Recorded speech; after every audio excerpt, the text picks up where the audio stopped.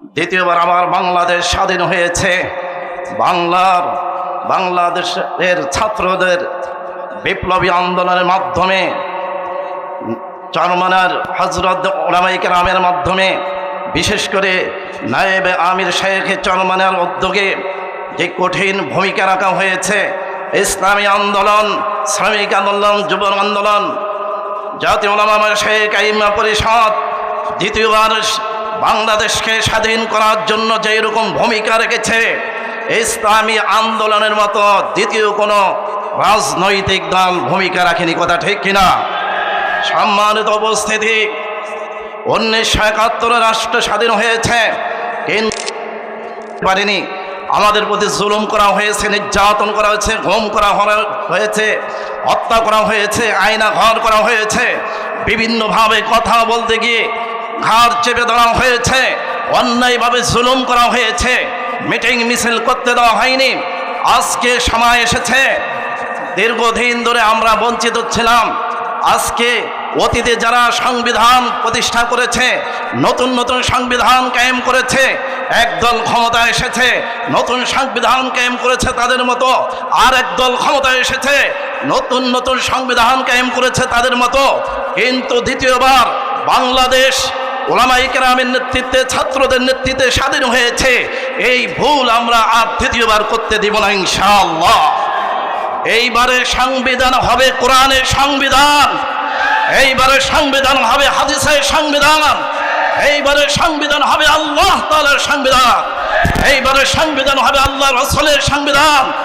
আমরা যদি ইসলামী আন্দোলন বাংলাদেশকে রাষ্ট্রীয়ভাবে ক্ষমতা এনে কোরআন ও সুন্নাহর সংবিধান প্রতিষ্ঠা করতে পারি, এই সংবিধানে সাধারণ মানুষের অধিকার থাকবে, হিন্দুদের অধিকার থাকবে, বৌদ্ধদের অধিকার থাকবে, শ্রমিকদের অধিকার থাকবে, ছাত্রদের অধিকার থাকবে, প্রতিবন্ধীদের অধিকার থাকবে, সকলের অধিকার থাকবে। এমন একটা কোরআনের সংবিধান যদি আমরা বাংলাদেশে প্রতিষ্ঠা করতে পারি, এমন হবে কিয়ামত পর্যন্ত কোনো মানুষ এই সংবিধানে হাত দেওয়ার কোনো সাহস পাবে না। কথা ঠিক কিনা? যেহেতু কোরআনে কোনো ভুল নেই, মানুষের সংবিধানে ভুল রয়েছে। আল্লাহ রাব্বুল আলামিন বলেন, যালিকাল কিতাবু লা রাইবা ফীহ, এই কোরআনে কোনো ভুল নেই, সন্দেহ নেই। একবার প্রতিষ্ঠা করতে পারলে ইনশাআল্লাহ কেউ ভুল বের করতে পারবে না, সকলের অধিকার প্রতিষ্ঠিত হবে। আজকে মন গড়া সংবিধান বাস্তবায়ন করার কারণে আমাদের মধ্যে অশান্তি। কথা ঠিক কিনা? অতএব ইসলামী আন্দোলন, গণমানুষের দল, পীর সাহেব চরমনাই গণমানুষের নেতা, আজকে এই গণমানুষের দলে এবং পীর সাহেব গণমানুষের নেতৃত্ব দিচ্ছেন। আজকে এই দলকে ক্ষমতা আনতে পারলে আমাদের কাছে আওয়ামী লীগ নিরাপদ থাকবে, বিএনপি নিরাপদ থাকবে, অন্যান্য বামপন্থীরাও নিরাপদ থাকবে, সমস্ত মানুষ নিরাপদ থাকবে। আমরা অনেকে ভুল বুঝি যে ইসলাম ক্ষমতা আসলে মনে হয় স্বাধীনতা পাবো না, সুযোগ পাবো না। ইসলাম ক্ষমতা আসলে নারীদের অধিকার প্রতিষ্ঠিত হবে ইনশাআল্লাহ। ইসলাম ক্ষমতা আসলে এইভাবে যৌতুক বন্ধ হবে। ইসলাম ক্ষমতা আসলে সর্বদিকে নারীদের নিরাপত্তা সহ সব কিছু সুন্দরভাবে সমাজ চলবে। সুদ থাকবে না, ঘুষ থাকবে না, দুর্নীতি থাকবে না। এমন একটি সমাজ, এমন একটি রাষ্ট্র যদি আমরা কায়েম করতে চাই, তাহলে পীর সাহেব চরমনাইয়ের বিকল্প নেই।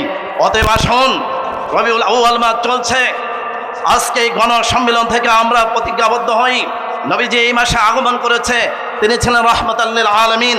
আমরা নবীজির উত্তরসূরি হিসাবে মানুষের কল্যাণে কাজ করব, মানুষের পাশে যাব, নবীজির আদর্শের দিকে মানুষকে দাওয়াত দিব। রাজি আছেন ইনশাআল্লাহ?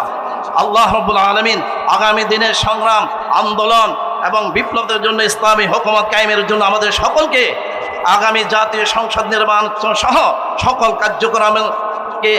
কার্যক্রমকে সামনে রেখে আমাদেরকে এখনই প্রস্তুতি গ্রহণ করার মতো তৌফিক দান করেন।